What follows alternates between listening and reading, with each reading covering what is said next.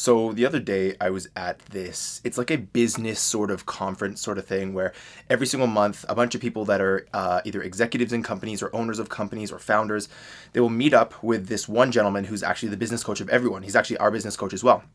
And when we basically go, we go for the purpose of planning our next 90 days. So a lot of people, there's this distinction of working in the business and working on the business.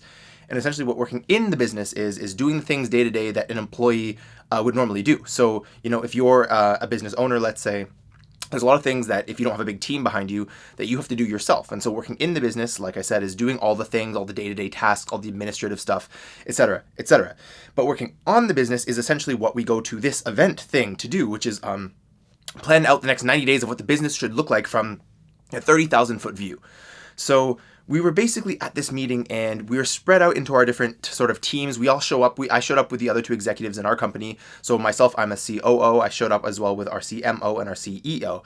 And we basically met with a bunch of other business owners and operators and things like that. And what happened is we sat down at our table and then the facilitator of the event essentially had us split into different teams. And so when we split into different teams, the purpose of this was to mingle with different sort of, like I said, executives, business owners, etc., entrepreneurs of different sorts. And when we did this, we broke into our different teams. We then had to do this exercise where we were basically going around and we all shared our number one problem. And we talked about what our big sort of problem was. And it could be for the next 90 days, or it could just be in general, what your biggest problem is in business or in life or whatever.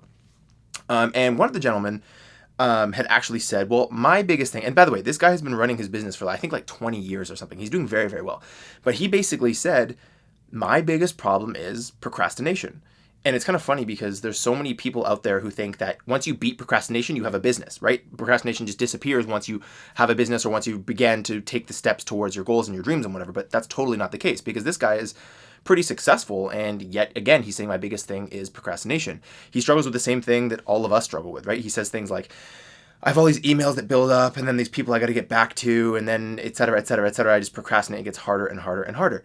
So today what I wanted to talk to you about is the information that I actually gave him that he ended up saying out of all the people in the group, he said, that was incredibly useful information and I'm actually going to use this going forward. And again, this is the operator of a fairly successful business. I don't know exactly what kind of numbers he's doing, but I shared this with him because this is something that I talk a lot about on my X account and here on YouTube. And I just wanted to share this with you in case you're someone who's struggling with procrastination. I kind of wanted to talk to you about a way that you might be able to overcome that initial kind of avoidance of what you need to do and give you a strategy that can at least have you begin to engage with the things that you know are going to move either your goals, your life, or whatever it is, whatever project you're working on forward. So let's jump into it. I'll tell you exactly what I told him and how I actually engage with the things that I'm procrastinating and when I need to get back on track, kind of what I do. Okay, so first of all, let's look at what this process actually is. Okay, so when you begin to procrastinate, it's kind of when stuff begins to build up and you just don't want to look at it. Like this guy had said, right? We'll call him James. James had said that, he has all these things in his business that are going on, like I mentioned before, emails, phone calls, POs that he needs to place or receive or whatever. He has all these things that he doesn't want to look at. And because it's already been a few days, things begin to build up. Then the avoidance itself within him builds up, right? He knows that when he goes and looks at his phone or his computer or whatever, it's going to be so much stuff that builds anxiety in him, right? And it's the same with us. Even if it's just doing homework or working on our business or working on our project that we've meant to do, that we've kind of taken some time away from and we feel guilty for not engaging with, it begins to build up and so we feel stressed. And then as I already mentioned, as the stress begins to build up, what builds up next? Well, avoidance. Avoidance builds up and that's when procrastination turns into this vicious cycle, right? Where you have these things that kind of, the small things that begin to build up and you kind of just don't want to do them so you look the other way. And by the way, this can also be things like, in my experience, in my past, when I was younger, I did this kind of stuff with looking at my bank account. I would just do this method of credit and forget it, right? I'd put something on my credit card and I'd forget that I basically imagined it just went into thin air. Like, oh, I never have to pay this. So I just avoided, I procrastinated and avoided looking at my bank account, right? But that didn't help me. So this strategy I'm going to lay out is going to help you there too. So anyway, yeah, as the stress builds up, then the avoidance builds up. Okay, so now the question is, how do we come back around to the things that we need to do? And what is it that I shared with James that he said was super impactful? And, as of Monday, I think it was it was a Friday that we all met up. He said, as of the Monday or even tomorrow, he's going to get onto this, right? Okay, so what was it? So the first step when you're going to engage with things that you've been procrastinating is just look and plan, okay? So the biggest thing that we're avoiding when we do this is we don't want to actually sit down and have to go through all the emails and go through all the calls and whatever it is for you, right? We don't have to go through all that stuff. It's such a pain in the ass. And so how do we engage with it? How do we begin to start tackling those things, even though now our stress and our anxiety inside of us has built up so big because the things we need to engage with have built up so big. So how do we go about fixing these things? Okay, so the first step is just allowing yourself to look and plan. So basically just look at what needs to be done and plan. Don't tell yourself, okay, I'm gonna start working on it tomorrow. You're not. Just allow yourself to look at what there is. That's the first step. Just like look at what has built up. And it kind of sucks, yes, but at least by allowing yourself to just look and not putting the pressure on yourself to actually engage with it any further than just planning, which I'll explain in a moment, you kind of eliminate a lot of the stress that would have been there if you said, okay, I'm going to start working on everything on Monday. I'm going to get it all fixed on Monday, as opposed to, I'm just going to look at it on Monday, okay? So that's the first step. So allow yourself to just look at it. Then the planning comes in. Basically, when you're looking at it, have Google Calendar open, or if you still use a paper sort of analog calendar, whatever you use, just basically plot in the different things that you have that you need to do. Kind of just plot them in your calendar for the next week of when you're going to get to them. Just kind of looking at these things and seeing what there is will cut off probably 50% of the stress. It will eliminate 50% of the stress that you had, okay? Now, of course, you might see that it's more than you expected it was, in which case, it might only eliminate 30 or 20% of the stress, but still, you've taken the first step towards actually engaging it, because ultimately, you're going to have to do these things anyway, right? So if you allow yourself to just look at it for the first step and plan it, that's great. Now, if you don't know where to put what on your calendar, just try and bucket things into the most important priorities, okay? So something I'll share with you really quickly is the brain does this funny thing where when we have something that we don't really, really want to do, it's going to basically convince us that we are being productive in other areas that we both kind of know we're actually not. So for example, let's say there's let's say you're a student, right? And you have 3 classes that you need to write essays for. If one of the courses that you have to write an essay for is very, very difficult, you're probably not going to start with that one unless you already have this sort of like mentality of eat the frog, if you know what that means. Basically, the idea is just that, if you had all these things that you had to eat, these beautiful things that you were able to eat, but the condition that you were able to eat these, the condition was you had to eat a frog at some point during the meal. The idea is that you ought to eat the frog first. Get the frog, the worst part, out of the way so that it's not hanging over you. So if you're one of those kinds of people who, have that sort of mental cognitive tool of eat the frog, then maybe you would do the most difficult essay first. But most people wouldn't do that, okay? Most people, the brain is almost like sort of calibrated so that you're going to want to do the things that have the least resistance. So you might do the easiest essay first, and then the next one, and then the next one. But that's the hardest way to do it, because then as you're fatiguing going through the easier essays, you get to then the hardest thing, which requires the most focus. So it's kind of counterintuitive, right? So this is all to say that you basically want to look at all the things you're procrastinating, and then you want to put them into buckets in terms of priority. So basically, if you have emails, and I'll go back to the sort of things that James had mentioned to me, right? If you have emails and you have calls, and you have some tasks in your, like, let's say your task manager or whatever, you might have a Trello board, you might use Asana or Monday.com or one of these things, right? If it's those sorts of things, just bucket them and what's the most important thing. Okay, what's the most important thing? You have to be honest with yourself about what's the most important thing and try and bucket those things. All the things you've been procrastinating in this first time that you're engaging with this stuff, again, you're not doing any work. All you're doing is just planning it out, okay? You can also think of it in terms of like, I'm not even necessarily going to do this myself. If you have a team under you, or you have a partner that you work with or anything like that, which a lot of you don't, but let's just say you do, these might just be things that by bucketing these things, you might actually be able to delegate them, which actually like quickly solves things and gets things off your desk. But if you're just a solo person, right, you're just a lone wolf running by yourself, and it might just be, again, you might be a student, you might be whatever it is. If that's the case, you still need to bucket these things. Okay, so now that you've just looked and you've sort of began to plan when things are going to happen, so you've bucketed them and you kind of put them on your calendar, like when you might be able to get to these things, okay, we're now going to go on to the next step. I want to share something with you that my late father shared with me that has stuck with me ever since he said it, and it seems so insanely simple that it doesn't even seem like it's that deep, but it really, really is something that changed my life, okay? So he said, the earlier in the day that you do something, the more likely it is that it gets done. And now anybody that knows me in my life, like personally, knows that I take that so to heart that I try and extend my day, but not into the night, into the morning, which kind of in a roundabout way goes back into the night, because I wake up on average sometime between 1 and 1:30 a.m. every day, okay? And I do that so that I can get all my important things out of the way. It could be work, it could be studying, it could be whatever it is, right? It could be lots of different things. Anyway, the earlier in the day that you do something, the more likely it is that it gets done. Okay, so now you have your calendar from that first step, right? Where you've basically planned kind of where you're going to engage with your priority things. What you're going to be doing is the first thing in the morning. Okay, the first thing in the morning, what you're going to want to do is you're going to want to give yourself 15 minutes. That's it. That's all you're going to ask of yourself. 15 minutes to attack the most important bucket. That's it. 15 minutes. Now, it's likely that you're going to go over 15 minutes, right? Because once you engage with it, what we're trying to do is we're trying to relieve the point of most friction. So the point of most friction is essentially just the first step to engaging with it. Now, you've already kind of done this on a global level with respect to what you're procrastinating by allowing yourself to plan it. You've already kind of looked and seen what's there, okay? But now we're doing it on a more macro level, okay? Or even a micro level. Up to you to decide. But basically, we're doing this on a closer zoomed in level where now it's like, okay, we're removing the friction from now beginning to work on it. We know what the most important thing is, which is already saving us a lot of time, because one of the biggest time wasters is just determining what you should be working on. But if you know what to be working on, which you should have already determined, right? Now what you're going to do is first thing in the morning, right? So the earlier in the day, don't say, oh, I'll get to the 15 minutes after I work out and after I do this and after I do that. No. The first 15 minutes. Okay, you're going to engage with the number one most important bucket.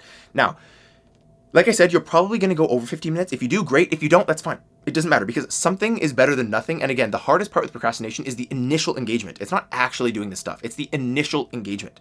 So that first 15 minutes. Now, what I told James is that if you want to bolster your ability to do that, right? If you don't believe that you're actually going to get around to doing the stuff that you need to do, then you need to set really, really, really, really obvious and clear lines in the sand. You need to draw lines in the sand. Let me explain what I mean.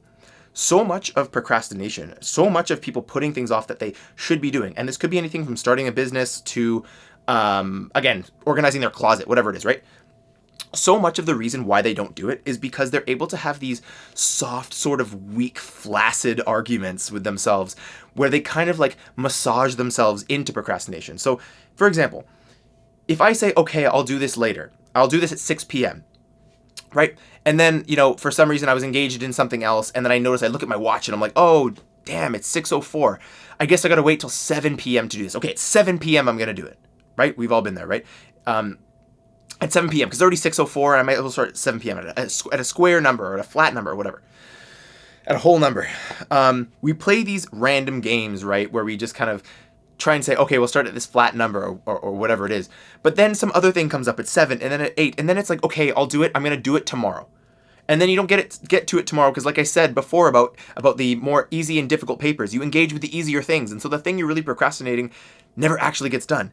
And then it's the weekend. Okay, first thing on Monday. And then the process repeats and repeats and repeats. And meanwhile, all the things that led to the anxiety that kept you away from wanting to engage with the thing in the first place are now building up even more, right? So what do we do here? Well, we are going to set a really, really, really clear line, like I said, so that you can't wiggle yourself out. You can't give yourself this argument of, okay, well, you can't reason with yourself, is what I'm saying, right? So the first 15 minutes in the day, what I told James is I want you to engage that first 15 minutes of the day once you start working on your most important bucket, right? Engage with that before you do something that you absolutely 100% have to do, necessarily have to do. For example, going to the washroom, having any water, having your daily coffee, if that's something that you're into, right? Checking your phone, anything like that, right? Because these are things that you're going to do. In fact, you have to do during the day, with the exception of maybe checking your phone or drinking coffee or whatever. Okay. The reason why you do this is because then there's no way to reason your brain. There's no way to reason with it other than blatantly understanding that you're just breaking your own rule. Now, of course, there's no hard and fast, like ironclad way, right? Ironclad way to guarantee that you're really going to care if you break that rule, right? You might not. You might be like, yeah, I'm breaking the rule, whatever. It is what it is. But this works so much more effectively than if you have this kind of, okay, I'll start at 6 p.m. But then, again, you kind of just like miss it because life happens and then it just trails and trails and trails and keeps going in spirals. With this, you have this combination now of it's only 15 minutes. It's already been planned. What else do we have? And you're doing it before some sort of like necessity, right? Something that you have to do. And it's only 15 minutes. So again, it's not like you're like, okay, I'll just have my coffee and then do it because I need my coffee before I do it. You don't. It's 15 minutes. And by the way, most of the things that are being procrastinated are not even creative tasks. For the most part, they're productive tasks. Mostly, right? Not all the time, but usually.